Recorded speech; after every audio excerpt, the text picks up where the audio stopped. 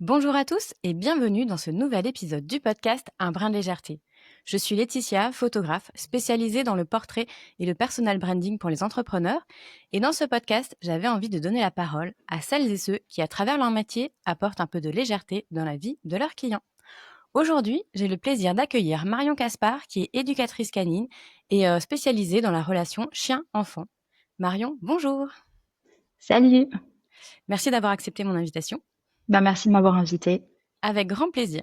Alors justement, première question que je pose à tous mes invités, est-ce que tu peux te présenter au-delà de ton métier? C'est vrai que c'est assez compliqué toujours de dire qui on est, en dehors de son métier. Alors, je suis en fait une passionnée de plein de choses. Je suis maman aussi d'une petite puce de 5 ans et passionnée surtout de la psychologie du comportement humain canin. Mais ça, du coup, ça relie, un petit peu mon métier. J'aime découvrir plein de choses, j'aime bouger, rencontrer du monde et puis, surtout un peu la toupie qui part un peu dans tous les sens, pour toujours apprendre plus, en fait. Donc on va dire que je suis une grande étudiante qui adore toujours apprendre, découvrir et puis, le partager aussi, surtout avec les autres. Bravo, belle présentation, même si c'est Merci. compliqué comme exercice. Et du coup, maintenant, est-ce que tu peux nous parler de ton métier? Oui, alors je suis éducatrice et comportementaliste canin, donc ça c'est mon métier, celui que beaucoup de gens vont comprendre quand, j'en parle. Mais je suis plus précisément depuis, janvier 2025, je suis spécialisée en fait, donc experte en cohabitation et relations chien-enfant et prévention des morsures. Donc ça a été construit tout au long de mon parcours depuis ma reconversion. Donc voilà, si on veut faire court, c'est, experte relations chien-enfant, prévention morsure. Alors, pourquoi est-ce que tu t'es spécialisée là-dedans? Est-ce que tu as eu, justement un accident ou quelque chose qui s'est passé qui a fait que tu te spécialises là-dedans? Alors ça a été un chemin assez long. Alors déjà, je remercie mon chien Chopper de m'avoir, entraînée dans cette aventure. Donc j'ai toujours rêvé d'avoir un chien, j'en ai jamais eu quand j'étais petite. Chopper est arrivé et je me suis lancée, quelque temps après en tant que comportementaliste et éducatrice canin. Et après, quelque temps, donc au début, je faisais beaucoup de cas généraux, c'est-à-dire que, pour les problèmes de vie du quotidien et petit à petit, en fait, comme j'ai un chien qui est très sensible, qui a développé des comportements de réactivité, je me suis spécialisée au début, justement, très rapidement dans, la réactivité congénère, humain, chien agressif, mordeur et j'ai rencontré pas mal de familles, qui ont rencontré, soit des difficultés avec leur chien et leur enfant, soit des cas de morsure sur enfant, j'en ai eu pas mal et en plus, en parallèle, au niveau privé, j'ai eu en fait beaucoup de travail à faire avec Chopper et ma fille.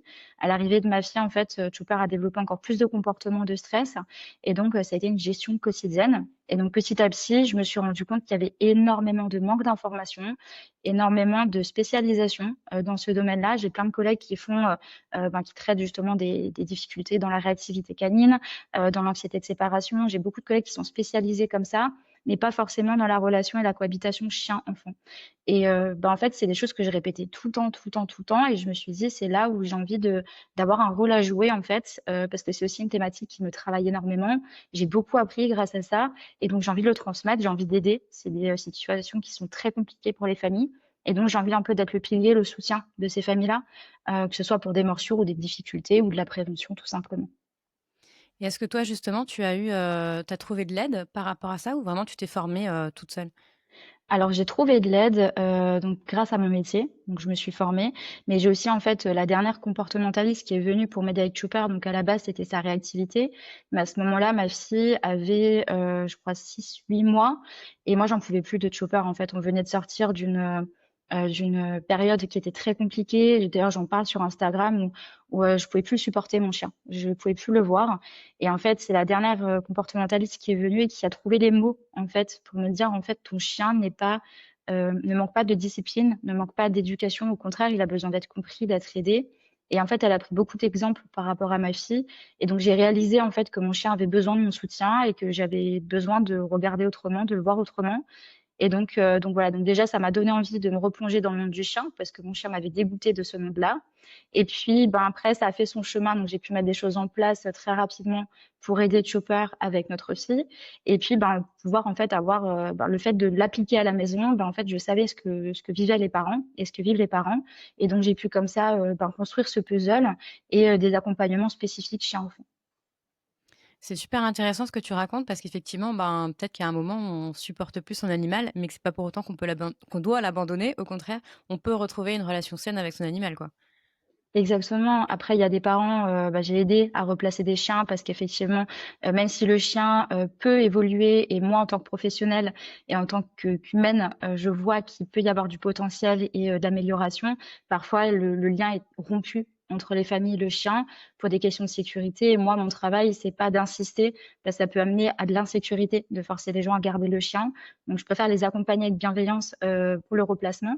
Mais c'est vrai que dans la majorité des cas, on peut très bien avancer avec son chien, progresser et il y a toujours une porte de sortie. Enfin, en tout cas, dans la plupart des cas, il y a une porte de sortie et c'est beau à voir. Oui, j'imagine.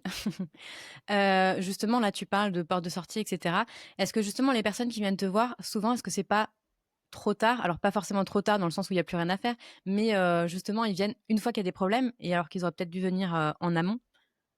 Alors c'est le côté le plus frustrant, je crois, dans mon métier, c'est d'arriver quand c'est trop tard. Alors heureusement, j'arrive pas toujours quand c'est trop tard et c'est pour ça que j'ai développé aussi, une partie digitale parce qu'on parle beaucoup de marketing digital et cetera.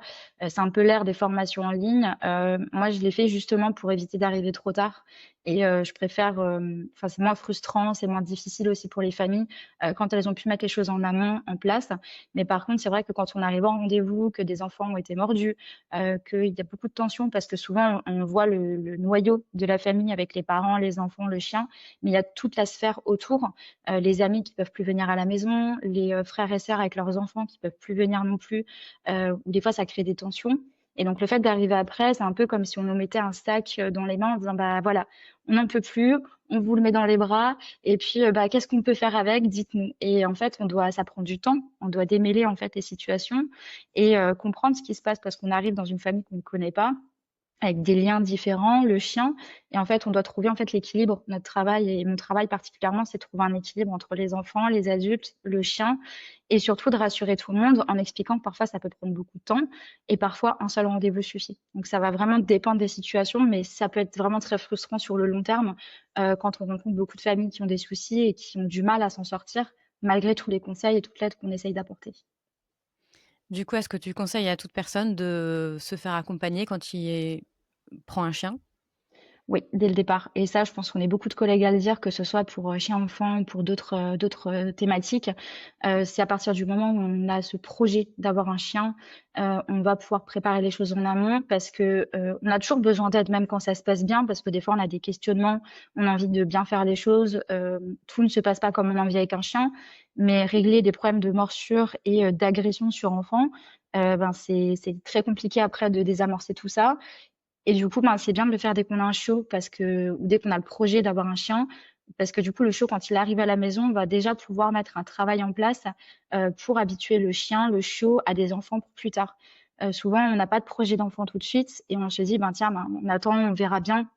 Sauf que le chien, il a une fenêtre jusqu'à 4 mois, la fenêtre de socialisation, c'est là où en fait il va, associer positivement ou non, tout ce qu'il va rencontrer dans sa vie, dans ses premiers mois et si c'est bien fait, du coup, ça met toutes les cartes de son côté pour que ça se passe bien plus tard. Il y aura encore du travail à faire, mais ce sera pas le même travail, ce sera plus léger et donc vraiment de prendre, le problème en amont, pour pouvoir, anticiper et quand il y a des imprévus, c'est moins compliqué à traiter. OK. Et du coup, justement, qu'est-ce qui est le plus simple? C'est, d'avoir un chien bien installé, bien dans ses pattes à la maison et d'avoir un enfant ensuite? Ou d'avoir un enfant et de prendre un chiot directement qui justement, bah, va apprendre à grandir avec l'enfant? Alors ça dépend, j'aime ça c'est le truc, le «ça dépend», c'est la phrase typique, hein, des comportementalistes éducateurs canins, ça dépend de plein de choses. Si un chiot arrive dans une maison avec des enfants, c'est pas parce qu'il y a des enfants qu'il sera, bien socialisé avec. Si avec les enfants ça se passe mal, c'est un chien qui peut développer en fait du stress en présence d'enfants. Si on a déjà un chien qui est bien dans sa tête et dans ses pattes et qu'on accueille un bébé, eh bien soit on a bien socialisé le chien plus tôt, on a bien mis un travail en place pour qu'il soit plus à l'aise avec des enfants, ce sera plus facile. Mais si on a un chien adulte qui est bien dans ses pattes, mais qui n'a jamais vu d'enfant, qui n'est pas forcément à l'aise avec les enfants, mais ça, si on l'a pas préparé avant, on peut pas le savoir, ça peut aussi mal se passer. Donc en fait, je pense qu'il y a vraiment tout à faire dans la prévention, l'éducation du chien, mais aussi des enfants. Donc il y a 2 cas de figure. Soit on a déjà des enfants, on accueille un chiot et dans ce cas-là, on supervise si c'est des enfants en bas âge. On fait une sorte d'éducation préventive avec les enfants avant l'arrivée du chien en mettant des règles très claires en place à la maison et on surveille tout le temps parce que les enfants, c'est difficile pour eux de tout retenir.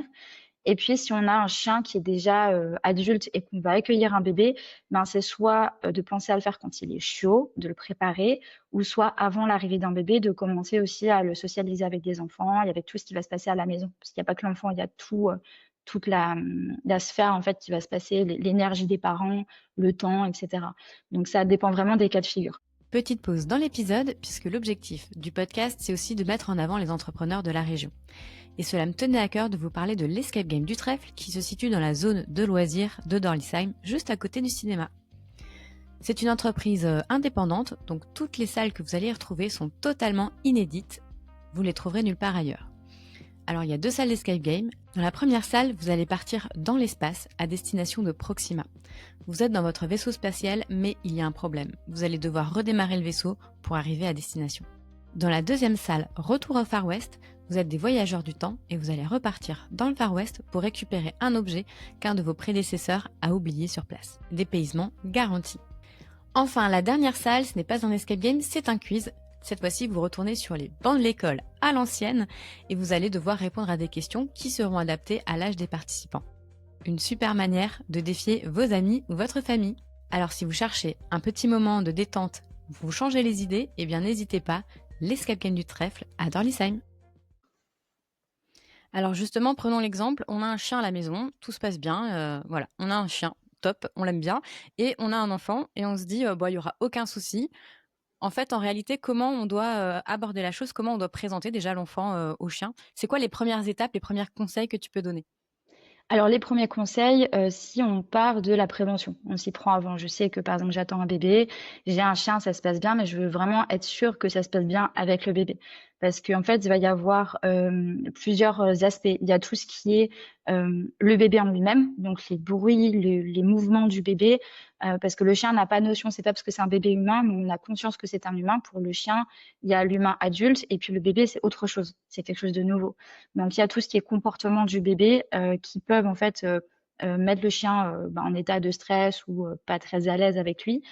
Soit on peut avoir aussi tout ce qui est mouvement de la famille, changement du rythme de la famille. Et donc ça peut perturber un chien qui par exemple était le seul qu'on a pris un peu comme son enfant avant. Eh bien on va pas forcément avoir le même temps, la même énergie. On ne sait pas comment l'accouchement va se passer. Donc en fait tout ça, c'est à prévoir en amont avec des au cas où, au pire, comment on fait. Donc la première chose à faire, c'est déjà d'imaginer, même si c'est pas ce qui va vraiment se passer, c'est d'imaginer sa vie avec son chien et son bébé après l'accouchement.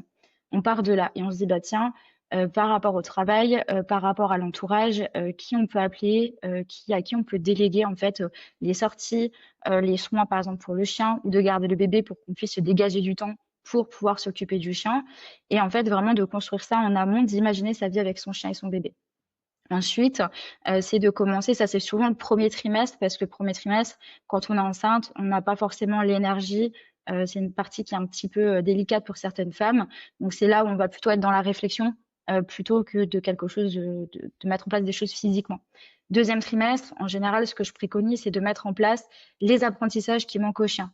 Par exemple, les demandes de base, de s'éloigner, de sortir d'une pièce, tout ce qui va pouvoir servir avec la vie, enfin pendant la vie avec un bébé, en tout cas les premiers mois. Et en dernier lieu, on va aménager l'environnement et habituer le chien à tout ce qui est matériel, odeur, mettre les barrières bébés, plusieurs couchages. Et donc vraiment de pouvoir, en fait, sur ces 3 grandes périodes, progressivement habituer le chien, par exemple, au son aussi du bébé, des produits, des odeurs. Et puis de pouvoir commencer à parler avec l'entourage pour déléguer à l'arrivée du bébé. Quand nous, en fait, on a besoin de se reposer, de prendre le temps, de profiter aussi en famille. Et voilà, donc en gros, c'est ça, les 3 périodes. Et puis ensuite, arrivée du bébé, eh bien, on voit ce qui fonctionne ou pas par rapport à ce qu'on a prévu. Et puis là, on peut remettre en place, rebouger certaines choses. Si tout est prévu avant, ben, du coup, ce sera beaucoup plus facile de mettre en place les choses ensuite. Et du coup, la toute première rencontre, comment on les met en contact, le premier contact? Ouais, alors j'entends beaucoup, du coup, la couche du bébé pour que le chien, dès que le bébé arrive, le chien il sache qui c'est. Alors oui, effectivement, l'odeur de la couche, le chien va se dire bah tiens, je connais cette odeur. Mais ça n'arrange rien au fait que le chien va penser que c'est quelque chose de super ou de pas bien du tout.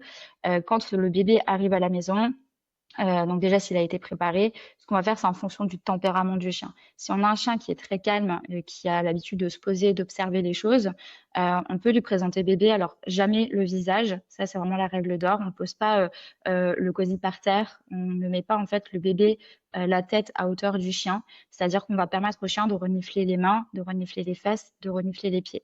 Donc le mieux, c'est d'avoir en fait le bébé dans les mains, les fesses en dessous, et puis de laisser le chien renifler s'il saute pas. Voilà, si vraiment on a un chien qui est calme. En aucun cas, je préconise non plus de retenir le chien. Souvent, ce qu'on va faire, c'est qu'on va mettre un harnais ou un collet au chien et puis on va le tirer en disant non, c'est bon, n'y va pas. Ce que je préfère, moi, c'est des barrières bébés. Donc, si on a un espace, on peut mettre une barrière bébé et puis ben, permettre au chien de le renifler si on a un chien qui est un petit peu plus actif, qui a tendance à sauter et à s'exciter rapidement. Donc, vraiment, pour la rencontre du chien, c'est de pouvoir mettre des barrières physiques et de s'adapter au chien tout simplement. Mais jamais près du visage, on ne sait jamais s'il y a une patte qui part ou des dents ou n'importe. C'est au niveau de sécurité, c'est important d'y penser. OK, merci pour ces conseils. Du coup, juste, je pensais à cette idée, tu disais un chien qui a l'habitude d'être, seul à la maison ou c'est le petit bébé de la famille. Est-ce que vraiment ce côté, jalousie, est-ce que ça existe vraiment ou c'est un mythe? Alors, au niveau des études scientifiques, il y a un peu, alors c'est un peu compliqué. Les comportements sont des comportements qu'on peut comparer à de la jalousie. Moi, ce que j'avais vu, c'est que, en fait, la jalousie, c'est quoi? C'est le fait de trouver qu'en face, il y a quelque chose de plus intéressant et que ça nous intéresse aussi. Donc je dirais pas que c'est prouvé ou non. Pour l'instant, je parle surtout d'intérêt du chien, par rapport à ce qui vient d'arriver et qui est nouveau. Donc un chien qui vient, qui se pose, et qui veut tout le temps voir le bébé, c'est bah, comme c'est intéressant pour les humains avec lesquels je vis, bah, ça doit sûrement être intéressant pour moi aussi. C'est un peu comme des enfants quand on a des jouets, il y a toujours des enfants qui viennent voir le jouet de l'autre parce que ça a l'air super chouette et c'est aussi une question de survie, hein. Si on voit que la nourriture est bonne pour quelqu'un d'autre, ben, pour notre survie, ça doit être bon pour nous aussi, donc on va s'y intéresser. Ensuite, il y a le chien qui va être fixé sur l'enfant, qui va tout le temps coller à lui. Et là, il faut faire attention aussi aux signaux de communication. Et j'insiste beaucoup là-dessus. C'est que parfois, il y a des chiens qui sont très collants, qui collent beaucoup les humains, beaucoup le bébé. Et en fait, c'est pas des chiens qui sont jaloux, ce sont des chiens qui ne sont pas rassurés, qui sont inquiets et qui sont un peu dans un état d'ambivalence entre j'ai envie d'être près de mon humain parce que ça me rassure, mais en même temps, bah, il y a l'objet de mon stress qui est là. Et donc, ça peut mettre des chiens dans un état de stress assez intense parce que du coup, ils savent pas trop quelle décision prendre. Donc, il n'y a pas vraiment de jalousie, c'est plus soit de l'anxiété, du stress, soit beaucoup d'intérêt parce que bah, ça paraît super intéressant ce qu'il y a là et moi aussi, je veux en être. OK. Du coup, là, on vient de voir, on a un chien, on ramène un enfant. Maintenant, si on a des enfants et qu'on ramène un chiot, comment on doit, pareil, faire cette première rencontre? Quelles règles on doit mettre en place? Alors, je pars du principe, alors pareil, ça dépend de l'âge des enfants. On va faire ça par tranche. Si on a des bébés qui rampent, etc., donc là, on répète des mots simples, mais c'est aux parents de prendre en charge les choses. Quand on a des enfants plus grands, à partir de 3, 4 ans, là, on va pouvoir donner des consignes et superviser beaucoup. Et ensuite, ça va être les consignes et qui doivent être respectées. Donc, un chien qui arrive à la maison, déjà, nous, on est très les humains, on a beaucoup besoin de contact, on a besoin de toucher, de câliner. Le chien n'a pas besoin, c'est pas dans sa nature d'être touché, d'être câliné en fait. C'est très humain. C'est un animal qui est social, qui a besoin d'être avec nous, qui a besoin d'être entouré, mais il n'a pas ce besoin tactile. Donc la première consigne à donner des enfants qui sont en âge de comprendre les consignes, c'est pas d'ignorer le chien, mais c'est de laisser le chien en fait montrer ce dont il a envie. J'ai un chiot qui arrive à la maison, bah, en fait, on va lui tendre les mains pour qu'il puisse les renifler. On va le laisser explorer l'environnement, lui apprendre aussi ses zones de couchage parce qu'il a besoin de s'adapter. Mais par contre, les enfants n'ont pas à le tripoter, à jouer avec. Et pour ça, je suis très stricte par rapport à ça parce que même un chiot ne montre pas les signaux au début d'inconfort. Ça vient ensuite avec l'adolescence. Donc des choses qui n'ont pas été agréables pour lui jusqu'à ses 4, 6 mois, ça peut développer des comportements qu'on ne va pas comprendre plus tard et en fait qui ont été renforcés négativement pendant qu'il était chiot. Donc c'est vraiment de ne pas sauter sur le chien, de le laisser évoluer, de lui faire des caresses s'il en demande. Un chien est capable de prendre des initiatives, un chiot aussi. Et donc voilà, la seule règle que je pourrais donner et que je donne tout le temps, c'est le consentement. Donc d'attendre que le chien montre de lui-même qu'il souhaite un contact physique immédiat. Et justement, comment on repère ça? Alors, un chien qui a envie de manger, donc c'est un apprentissage, hein, qu'il va faire, c'est quand, par exemple, je mets mon museau sous le bras de mon humain et que je lui soulève comme ça, bah, du coup, il va me donner un morceau de pain. C'est un peu le même principe qu'à table quand on a des chiens qui mendient. Ben, pour les câlins, c'est pareil. On va laisser le chien, en fait, communiquer un petit peu. Ils savent très bien le faire très vite, hein. C'est de nous montrer avec, physiquement, en fait, leurs besoins, leur envie d'un câlin et dans ce cas-là, en fait, ben, si on a un chien qui va venir, nous secouer le bras ou la main, on comprend qu'il a peut-être envie d'une caresse, donc on va tester quelques secondes. Ensuite, on va retirer la main et s'il revient nous demander, c'est qu'il a encore envie d'un câlin. Et en fait, à force d'apprentissage, ça va être sa façon de nous le demander et ça va créer en fait une communication à 2 sens. Et justement, quel indicateur peut nous montrer qu'il veut pas de câlin finalement? Alors là, c'est les signaux de communication. Alors on peut avoir par exemple le chien qui détourne la tête, qui se met à bâiller, qui se met à se lécher le museau, assez frénétiquement. Ça, ce sont vraiment les 3 premiers signes qui montrent que le chien n'est plus à l'aise. Le bâillement, le fait de se lécher le museau et de détourner la tête. Là, on peut s'arrêter. Ce que je conseille, c'est d'arrêter avant ces signaux-là, donc de faire en fait environ 5 gestes, en fait 5 caresses sur le chien et de s'arrêter avant qu'il ait montré une demande d'arrêt pour être sûr. Parce que des fois, ça peut être un peu contre-intuitif parce qu'il y a des chiens, c'est comme pour nous, hein, quand on fait des câlins, ça peut être super agréable, donc on peut se tendre. Et chez le chien, c'est pareil, la tension peut porter à confusion. Donc le mieux, c'est de s'arrêter avant un signal ou quand on a un doute et puis le chien nous montrera tout de suite s'il a envie de continuer ou pas. Mais bâillement, léchage de truffe et détournement du regard, on s'arrête. Et si le chien ne redemande pas, même s'il part pas, hein, s'il reste figé, qu'il ne redemande pas, on ne recommence pas la caresse. Il l'a pas demandé. Ok. Tu parlais d'adolescence juste avant. Bon, moi, j'avais un chien quand j'étais petite et justement, cette période d'adolescence, c'était très compliqué parce qu'il sautait partout. Moi, alors, il s'amusait à attraper ma queue de cheval et à me tirer dans le jardin. Enfin, c'était juste une catastrophe. Justement, quand on a des enfants en bas âge, moi, j'avais 14-15 ans, donc ça devait aller. Mais je pense que quand on a des plus petits enfants, comment on peut gérer ça? Alors là, on est sur 2 choses. Donc déjà, apprendre le calme au chien et ça, c'est ce qu'on oublie souvent. Ce qu'on voit souvent sur internet, c'est qu'on demande les ordres de base. Si on demande, à internet de nous trouver les ordres de base, on les a, c'est le assis, couché, pas bouger. Et en fait, je pense qu'on devrait passer par autre chose. Donc déjà, comprendre la communication de notre chien parce que parfois un chien agité, ça peut être un chien stressé aussi. Ça peut être un chien qui a du mal à gérer son excitation et à l'adolescence, on sait que, ben, comme chez les humains, on est des mammifères, c'est une période qui est explosive chez le chien. Donc il devient plus sélectif, les émotions partent un petit peu dans tous les sens, tout devient un petit peu plus, aigu. Donc on va d'abord déterminer pourquoi le chien a ces comportements-là. Est-ce que c'est du stress? Est-ce que c'est un manque de gestion, de l'excitation? Et avant ça, justement, c'est d'apprendre à son chien à être calme. Donc, les 3 ordres de base, pour moi, c'est des choses qui viennent en dernier. C'est un peu comme quand on construit une maison. Les ordres de base, c'est la tapisserie, c'est la déco. Si on a envie d'en mettre, on en met. Et encore, je suis partisane du, pour moi, le assis couché ne sert à rien pour le chien. Euh, c'est vraiment le comportement, l'émotionnel, en fait, qui va compter. Donc, d'abord, apprendre à son chien en amont à pouvoir se poser et être calme à pouvoir en fait prendre la fuite s'il en a besoin. Donc de prendre des décisions, faire des choix. Si maintenant j'ai des enfants qui, admettons, je suis en vacances, j'ai des enfants à la maison, j'ai un chien adolescent, et puis du coup, hein, c'est un peu le bruit partout, le chien court après les enfants, leur attrape les t-shirts, les cheveux, etc. Ce qu'on va faire, en fait, c'est déjà demander soit aux enfants de se calmer ou d'aller jouer ailleurs. Si on a une maison, ben, demander d'aller à l'étage ou d'aller dehors si c'est possible, et de pouvoir en fait proposer au chien une activité, de pouvoir aller s'isoler ailleurs. Donc l'importance aussi de mettre plusieurs zones pour le chien de refuge, pour pouvoir aller s'isoler ailleurs et se calmer. Parfois, c'est un peu comme avec les enfants qui sont tellement surexcités, ils se rendent même pas compte qu'ils sont fatigués ou énervés. Donc c'est à nous, en tant qu'humains, en tant qu'adultes, de faire en fait la démarche d'amener le chien vers plus de calme. Et en faisant ça, petit à petit, le chien va comprendre que ben, ils se sent mieux. Et donc, en fait, il y a des chiens qui vont chercher d'eux-mêmes à répéter ça. Et donc, en fait, on leur montre le chemin. Et le mieux, en fait, c'est vraiment de séparer et d'apprendre ensuite en parallèle ben, au chien à rester calme ou alors à prendre la fuite s'il en sent le besoin. S'il y a trop d'excitation, on essaye de calmer tout le monde, de passer à d'autres activités. Pour les enfants, ça peut être le dessin, du bricot, des perles. Je ne sais pas, ou alors partir dans d'autres pièces pour pouvoir jouer plus calmement. Ok. Euh, Et du coup, donc là, on a parlé un petit peu de tous les conseils à mettre en place pour que ça se passe bien. Si maintenant ça se passe mal, imaginons maintenant, bah voilà, il y a un repas de famille, il y a des enfants, il y a un chien, et il y a une agression du chien, je ne sais pas sous quelle forme. Comment on doit réagir?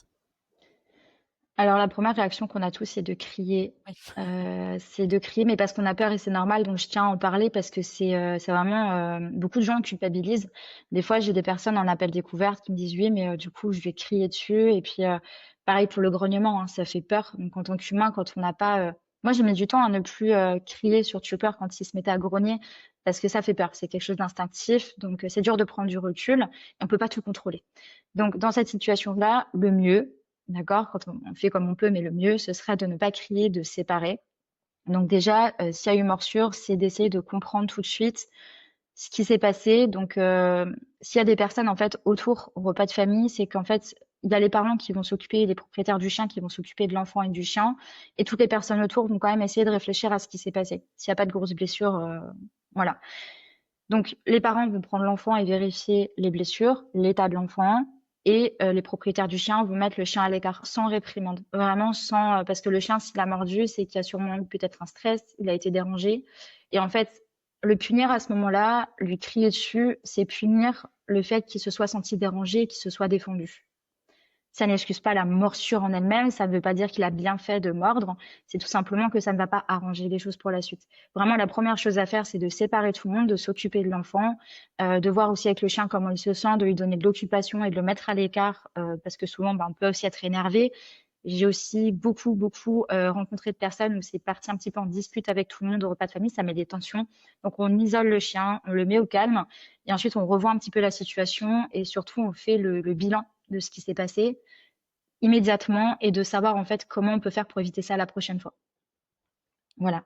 Et parfois, on n'arrive pas à le faire tout seul parce que les événements se passent très très vite, hein. C'est une demi-seconde et même moi en tant que maman et éducatrice comportementaliste canin, parfois, j'ai eu affaire à des bagarres de chiens. J'ai mon chien qui s'est beaucoup battu et du coup, on essaye de se refaire le film, on n'y arrive pas. Donc le mieux, c'est vraiment de soit se faire accompagner ou de prendre le temps de décortiquer les choses et voilà. Et après, on prend les décisions en conséquence. Et les décisions conséquentes, du coup, comment on gère ça après? Alors, soit le chien n'a pas été à l'aise, et en fait, c'était trop pour lui et en fait, on se rend compte que c'est un chien qui n'est pas vraiment à l'aise, pendant les repas de famille. Donc dans ce cas-là, soit on le met, chez quelqu'un d'autre, soit en pension, chez une personne qui n'est pas présente à ce repas de famille pour que le chien puisse être au calme. Soit on peut le mettre dans une autre pièce, s'il arrive à supporter la solitude en ayant du monde à côté. Mais même si un chien veut être avec nous, mais en même temps, parce qu'il y a ce truc d'ambivalence dont on parlait tout à l'heure, parfois, il y a des chiens qui veulent absolument être avec nous, mais qui en même temps ne sont pas à l'aise. Il vaut mieux le mettre à l'écart et qu'il puisse être tranquille, quitte à être un petit peu frustré, mais en mettant des choses positives en place, donc nourriture, occupation, et aller le voir régulièrement pour passer du temps avec lui, plutôt que de le laisser dans un endroit où il n'est pas du tout à l'aise et où ça peut éclater. Soit ça peut être par exemple un enfant qui est venu, par exemple, je vois beaucoup d'enfants qu'on va laisser ramper vers le chien sous la table, parce que les chiens aiment bien être autour des tables. Et en fait, ce qui va se passer, c'est qu'il y a des chiens qui vont soit rester posés en dessous de la table et c'est leur lieu un petit peu où ils sont confortables, ils ont pas envie d'être embêtés. Nous, on est en train de discuter, l'enfant va venir le chercher, lui arracher les poils, ou des fois juste à 1 mètre. Hein, le chien ne peut ne pas être rassuré par l'enfant. Et puis, pour faire reculer l'enfant, s'il voit que l'enfant arrive toujours, que personne n'a interrompu cette situation-là, le chien va peut-être mordre. Donc à ce moment-là, en fait, la seule chose à faire, c'est de vraiment surveiller les enfants et de pas les laisser s'approcher du chien. Parce que le chien a sûrement communiqué par des signaux très faibles, mais qu'on n'a pas vu, il était sous la table. On n'a pas vu l'enfant, on l'a pas entendu aller sous la table. Il a peut-être prévenu depuis 5 minutes, et puis en fait, au bout d'un moment, il mord parce que c'est trop pour lui. Donc, sachant qu'en plus, l'endroit de la table, ça peut être aussi un endroit assez frustrant pour le chien. Il y a de la nourriture, des odeurs. Donc, ça fait aussi monter l'excitation et le stress. Au final, un chien qui mord, c'est forcément un chien bah oui, qui se défend ou qui réagit, mais c'est jamais «pour le plaisir» entre guillemets. C'est toujours, une conséquence finalement d'un état de stress ou de malaise, quoi. C'est toujours une conséquence, soit d'une maladie, parce qu'il y a des chiens qui ont des maladies qui font que c'est des chiens qui vont mordre, et avoir des comportements agressifs réguliers. Soit c'est des chiens qui ont été maltraités ou au niveau génétique, il peut y avoir des choses qui se sont passées. Soit c'est une conséquence, en fait, immédiate où le chien, en fait, a dû réagir pour, se défendre ou prévenir, parce qu'au bout d'un moment, c'est trop. Donc oui, il y a toujours des raisons. C'est jamais pour agresser, pour prendre le dessus, parce qu'on parle beaucoup de cette dominance. Le chien ne cherche pas à prendre le dessus et à dominer, ça a été révoqué. En plus, donc c'est encore une croyance qui circule, mais qui n'est pas du tout vraie aujourd'hui, en tout cas interspécifique, c'est-à-dire entre chiens et humains. Et voilà, donc il faut toujours comprendre le pourquoi et puis agir en conséquence et accompagner le chien aussi pour plus que ça parce qu'après il y a beaucoup de chiens qui sont très stressés après tout ça.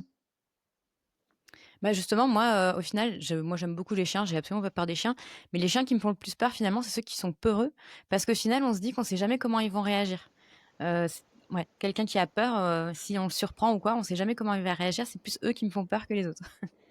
C'est ça. Alors, i pour ça justement, il y a la communication canine qui est très importante et c'est vrai que, je me fais passer pour une passionnée parce que j'adore lire les chiens, la communication entre eux, mais je pense que ça doit être, quelque chose qui doit être connu du plus grand nombre de personnes parce que le chien, on le voit partout autour de nous. On le croise en allant à la boulangerie, on le croise chez des amis, on en a un à la maison et c'est vraiment important de le prendre en compte parce que justement la meilleure manière de prévenir, les morsures et les accidents, c'est de connaître déjà les signaux de communication du chien. Le chien, c'est un animal qui est pacifiste et qui cherche en fait à tout le temps, chercher d'autres solutions que l'agression. Voilà.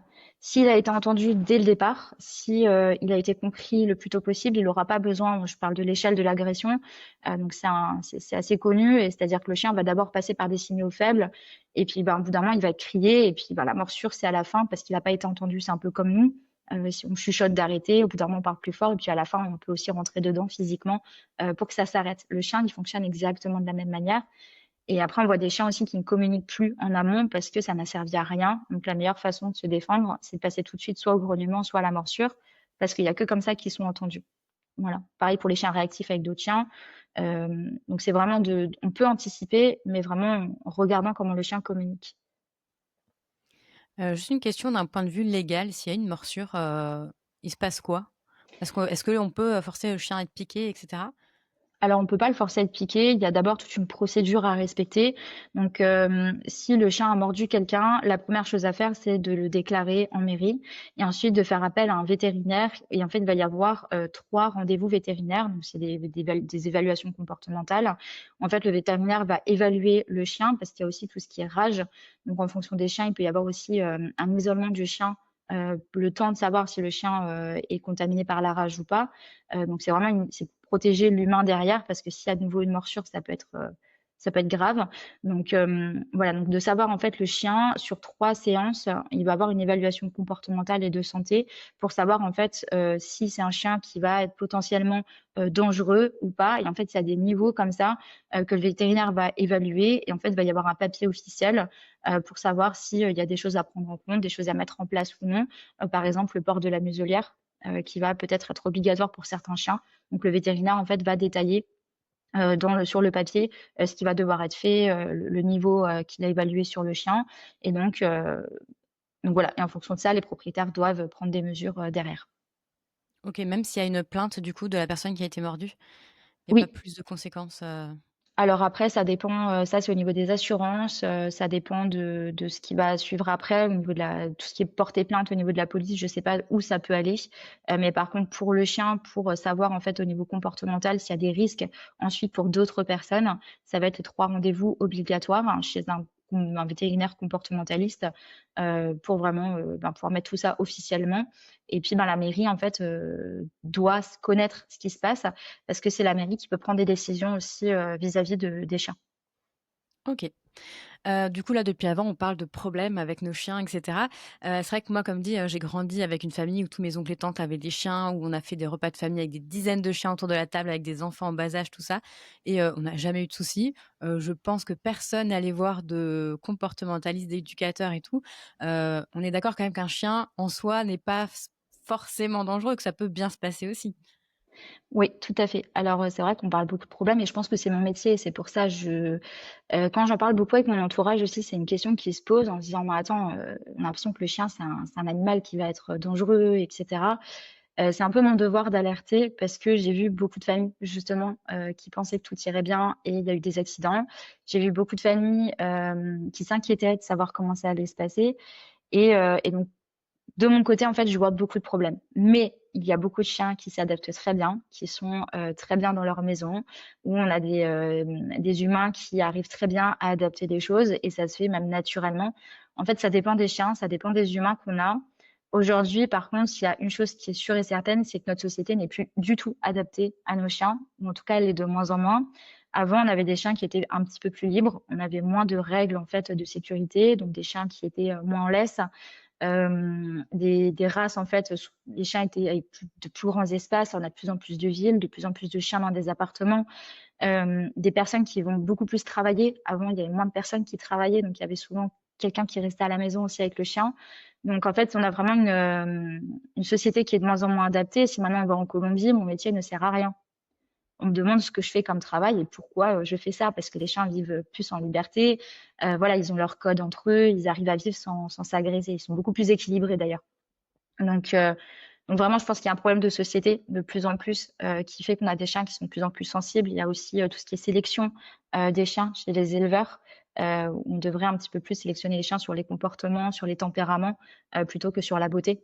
Voilà. Et sur la santé aussi des chiens, parce que des chiens en mauvaise santé sont des chiens qui sont plus à risque d'agresser parce qu'ils sont pas bien. Justement, est-ce que tu as des races favorites que tu conseilles justement pour les familles, qui est plus adaptée aux familles? Alors, j'ai pas du tout de réponse à ça parce que ça dépend des chiens. J'ai des chiens, j'ai des familles avec des American Staff où ça se passe très très bien. Il y a des familles avec des Malinois où ça se passe très très bien, d'autres avec des Golden où ça se passe très mal. Je pense que faut faire attention en fait. Il n'y a pas de races spécifiques enfin, qui sont déterminées pour vivre en famille. C'est vrai qu'il y a des patrons moteurs, il y a des choses sur lesquelles on a sélectionné les chiens. Donc là, il va vraiment falloir faire attention pour répondre aux besoins de ces chiens-là. On a des chiens qui ont été sélectionnés pour faire du gardiennage. Forcément, on va pouvoir se dire, si mon chien aboie, s'il est un petit peu plus sensible, s'il regarde un peu plus les choses, c'est pas pour rien, il a été sélectionné pour ça, j'ai choisi cette race-là.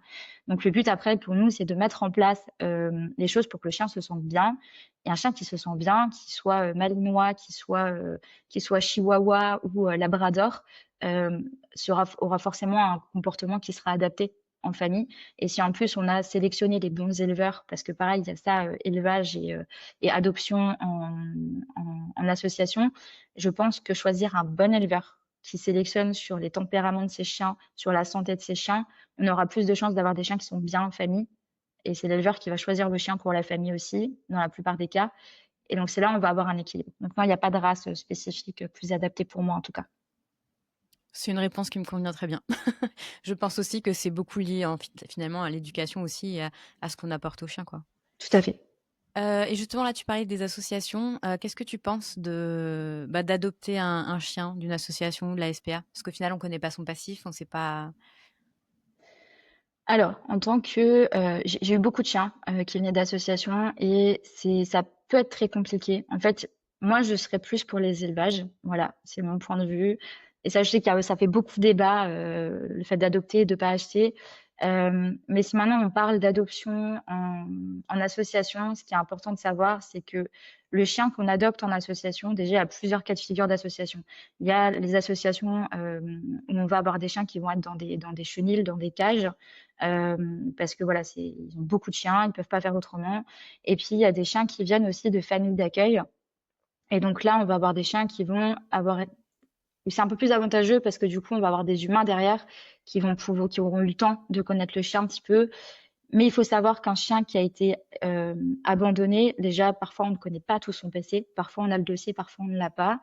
C'est un gros changement. Dans les chenils, en fait, les chiens peuvent développer un stress énorme pendant leur séjour en chenil. Donc, ça peut être des chiens qui ont été abandonnés pour une certaine raison, mais qui vont arriver dans une famille et développer des comportements problématiques pour d'autres raisons, justement, à cause de ce passage en chenil. Et il y a des chiens qui, en fait, ils ont besoin de temps. Donc, au début, les 3 premières semaines, par exemple, ils vont chercher à s'adapter. Donc, on va pas trop voir leur vraie personnalité. Et en fait, en se sentant à l'aise, tout va se lâcher. Ils vont moins se retenir. Et du coup, ça va être des chiens qui vont se sentir en confiance et donc pouvoir être eux-mêmes. Donc là, on peut avoir des comportements très problématiques qui peuvent apparaître avec le temps. Donc, faut pas se fier directement à ce qu'on voit et à ce qu'on nous dit à l'association. C'est de prendre le temps d'observer le chien et de se faire accompagner dès le départ, en fait, même quand il n'y a pas de problème. Ok. C'est vrai qu'on a vraiment cette dissonance cognitive, entre guillemets. Donc, moi, je me suis toujours dit que j'adopterais un jour un chien dans une association. Alors, j'ai été bénévole pendant un temps dans une association. Et en fait, pour moi, ça s'est très mal passé. Comme je dis, j'ai absolument pas peur des chiens. Mais alors là-bas, ça s'est toujours mal passé. Et en fait, j'ai très, très vite abandonné parce que vraiment, je me sentais terriblement stressée en fait, là-bas, parce que les chiens avaient des réactions totalement, incompréhensibles et tout et donc ça m'a malheureusement, coupé cette envie-là d'en adopter en association, et pourtant je connais plein de gens qui en ont adopté et que ça s'est toujours très bien passé donc c'est vrai que c'est difficile finalement. Ça dépend des chiens, ça dépend de plein de facteurs différents. Je pense qu'il y a des associations qui font un travail, magnifique, pour sélectionner les bonnes familles et parfois, ben, malgré ce travail-là qui a été fait en amont, ben, le chien, on peut pas prévoir ce qui va se passer, à la maison. J'ai suivi plein de chiens qui reviennent, d'associations et qui ont été adoptés, en fait, avec des comportements qui étaient pas du tout attendus et parfois les associations n'ont pas forcément les moyens ni le temps de faire la bonne sélection des familles et donc voilà, donc ça peut être, c'est très difficile en fait, et parfois ça peut très bien se passer. Dans beaucoup de cas, ça se passe très bien. Moi, j'ai un biais qui n'est pas du tout enfin, je suis pas du tout objective là-dedans parce que justement, j'ai suivi énormément de chiens qui ont eu des gros problèmes ensuite, après l'adoption où, je peux pas forcément dire que ça se passe toujours bien, mais ça peut très bien se passer, voilà. Moi, j'ai suivi des chiens avec des morsures, après adoption et donc, avec des personnes, qui étaient vraiment, dans un état en fait, catastrophique, catastrophé et voilà. OK, ben, merci pour, toutes ces infos. Maintenant, on va parler de ton côté, entrepreneur puisque là, justement, ben, voilà, tu es entrepreneur, tu as ton entreprise et il y a plein de choses à gérer. Déjà, est-ce que tu peux nous dire comment tu en es arrivée là? Alors, j'en suis arrivée là, bah, déjà petite, j'étais très intéressée par les chiens, plus qu'intéressée, hein. Je parlais avec les chiens. Il y avait un chien dans la famille avec qui, on se posait au fond du jardin chez ma grand-mère et puis on restait dans le silence en parlant avec la tête et le cœur. Et puis en grandissant, ouais, j'ai toujours été, à me poser la question pourquoi on peut se disputer, pourquoi on interagit comme ça entre humains avec les animaux. Donc bref, en grandissant, ça s'est amplifié. J'ai pas eu le droit d'avoir de chien étant petite. Donc j'ai eu un travail, où on vendait des croquettes pour chiens, à distance et donc j'avais tous mes collègues qui avaient le droit de ramener leurs chiens et puis là, ça a été une grosse frustration. Moi, je vivais donc, avec, mon conjoint et bah, ça a été la grosse crise pour avoir un chien, voilà, je voulais mon chien, celui dont j'ai toujours rêvé et puis, bah, j'ai fait toutes mes recherches pour adopter Chopper et voilà. Donc, je pensais tout connaître. Je m'étais formée, j'avais acheté des livres. Je l'ai acheté sur Le Bon Coin. J'ai également choisi un éleveur familial très sympa et mais qui n'était pas du tout professionnel. Et du coup, ben, j'ai adopté mon chien. Tout se passait bien les premières semaines et puis d'un coup, tout a commencé à dégringoler. Et de fil en aiguille, je me suis rendu compte qu'il y avait plein de problématiques et en parallèle, je voulais absolument ouvrir ma crèche canine, mon centre de garde aussi, pour les chiens, mais de jour et donc voilà, donc je me suis formée, toujours cet amour du chien et puis à un moment donné, ben, on en arrive au moment où j'en pouvais plus de mon chien. J'avais fait appel à 5 éducateurs canins et puis, ben, la dernière, qui est venue me parler des émotions de mon chien et en fait, ça m'a réconciliée avec ça et je mettais enfin un mot sur exactement ce que je voulais faire. Je voulais pas être toiletteuse, je voulais pas être vétérinaire. La garde des chiens, bah, du coup, c'était un petit peu compliqué pour le terrain, etc. Et je voulais accompagner des familles. Et donc, je me suis lancée comme ça. Donc, ça a été en attendant en parallèle de CDI, de CDD, de travail en tant qu'assistante commerciale et parfois secrétaire. Et puis j'ai décidé de me reconvertir et de me lancer en fait dans ce que j'ai toujours voulu faire. Donc la passion du chien a toujours été là, mais est-ce que l'entrepreneuriat, ça a toujours été, quelque part au fond de toi? Oui, alors parce qu'entre-temps, j'étais VDI pour plusieurs marques. Je voulais monter plusieurs fois, j'ai fait des dossiers pour monter des entreprises, donc je pense que ça a toujours été un petit peu là. Surtout l'envie de liberté, de pouvoir en fait, et de créativité aussi, de pouvoir en fait fabriquer quelque chose qui vient de moi, de ma tête et que ce soit dans le chien ou ailleurs, hein. J'ai toujours eu des idées, des choses à mettre en place. J'ai aussi voulu, faire des arbres à chat, modulables à mettre au mur. J'avais fait des plans et cetera. Donc oui, je pense que l'entrepreneuriat, ça a toujours été un petit peu, la chose que je voulais faire. Alors je rebondis sur l'arbre à chat. Moi, je suis en appartement, j'ai une terrasse, mon chat a accès à la terrasse, mais je ne trouve pas d'arbre à chat pour l'extérieur, en fait. Parce que mon pauvre chat, il est dehors sur une plateforme, il y a rien. Je voudrais lui mettre un arbre à chat en extérieur et ça n'existe pas. Voilà, Ah c'est bah, ma ça pourrait requête. être intéressant. Voilà. Quelqu'un a envie de créer un arbre à chat, allez-y, je pense qu'il y a du potentiel. C'est un appel. Du coup, qu'est-ce qui a été le plus beau dans ton parcours entrepreneurial? L'apprentissage, ça a été alors il y a la liberté, mais surtout l'apprentissage. En tant que salarié, on peut pas, on doit demander quand on va apprendre quelque chose, on est vraiment dans des cases et ça doit être en rapport avec ce qu'on fait. Dans l'entrepreneuriat, en 3 ans, j'ai appris, je pense, plus que ce que j'ai appris depuis que j'ai commencé à travailler et c'est énorme, que ce soit dans le monde du chien, que ce soit en psychologie, que ce soit sur tout ce qui est technique de marketing, les logiciels, enfin, il y a plein de choses, la comptabilité aussi, parce que même si on n'aime pas trop ça, on doit apprendre, on doit s'y intéresser et vraiment, en fait, c'est un monde où on travaille avec le chien, mais en tant qu'entrepreneur, on peut, élargir énormément et on peut apprendre tout ce qu'on veut, comme on veut, et aujourd'hui, grâce à tout ce qu'on a gratuitement sur internet, ça peut même être gratuit et on peut faire les bases, sans sortir d'argent. Donc là, tu parlais de liberté. C'est vrai qu'en fait, pour moi, la plus grande liberté, quand on est entrepreneur, on parle souvent de liberté, temporelle et cetera. Moi, c'est plus cette idée de: «J'ai envie de faire quelque chose, bah, je peux le faire tout de suite». J'ai pas besoin d'attendre la validation du N+3 et de, tout ça. On est vraiment Exactement. libre de prendre les trajectoires qu'on veut et ça, c'est une liberté, pour moi, qui est encore plus importante que la liberté, temporelle. Mais la liberté temporelle, on l'a pas, enfin, on l'a, c'est-à-dire qu'on doit faire des choix, mais à force d'avoir trop de choix, souvent on finit par ne plus en avoir parce que, ben, l'entrepreneuriat, j'y pense matin, midi et soir, la nuit. La culpabilité fait beaucoup partie de ma vie parce qu'entre, ben, mon conjoint, ma fille, les animaux et mon entreprise, ben, c'est toujours ce truc de balance entre est-ce que je fais trop, pas assez, où je mets mon intention, enfin voilà. Donc, je pense que c'est pas vraiment une liberté. Je pense que c'est vraiment la liberté de pouvoir apprendre et se développer, de créer en fait, ce qu'on a envie de créer. Ouais, tout à fait. Et du coup, la chose la plus difficile dans l'entrepreneuriat? Oh, il y en a beaucoup. La plus difficile, je réfléchis un peu parce qu'il y a plein de choses. Alors déjà, de savoir prioriser. Parce qu'on a le cerveau qui mouline en permanence, on a des idées, on en a 1000 à la seconde et en fait, il y a des choses qui doivent être faites. Mais comme on a le choix, on peut repousser aussi et je pense que c'est vraiment prioriser la plus grande difficulté que j'ai rencontrée, c'est de savoir, quoi faire quand on a des projets aussi. On a envie de voilà, dans le monde du chien, j'ai envie de faire connaître plein de choses aux gens et donc j'ai envie de mettre plein de choses en place et non, c'est pas possible. On peut pas tout faire. OK. Quel conseil tu donnerais à quelqu'un qui a envie de se lancer dans l'entrepreneuriat? De se faire accompagner. De bien s'entourer, pas forcément se faire accompagner, par des coachs, même si c'est super, je me fais coacher dès que je peux et parce que c'est vraiment intéressant et important. Mais c'est de se faire accompagner, que ce soit par des personnes, qui vivent l'entrepreneuriat, pas forcément dans notre domaine d'activité, hein, mais ça peut être des entrepreneurs, des personnes qui comprennent, ce qu'on vit. Parce que c'est vrai que souvent on en parle à l'entourage, mais c'est un monde à part. Voilà, j'ai mon conjoint qui est infirmier, lui, c'est un monde à part. Je peux pas comprendre ce monde-là, mais le monde de l'entrepreneuriat, c'est pareil. Donc, parfois c'est compliqué. Les personnes de l'entourage ne comprennent pas forcément que parfois l'argent rentre moins, que parfois on soit plus obligé de travailler que d'autres. Donc voilà et se faire entourer, se faire accompagner et se faire coacher dès qu'on peut, investir. Merci.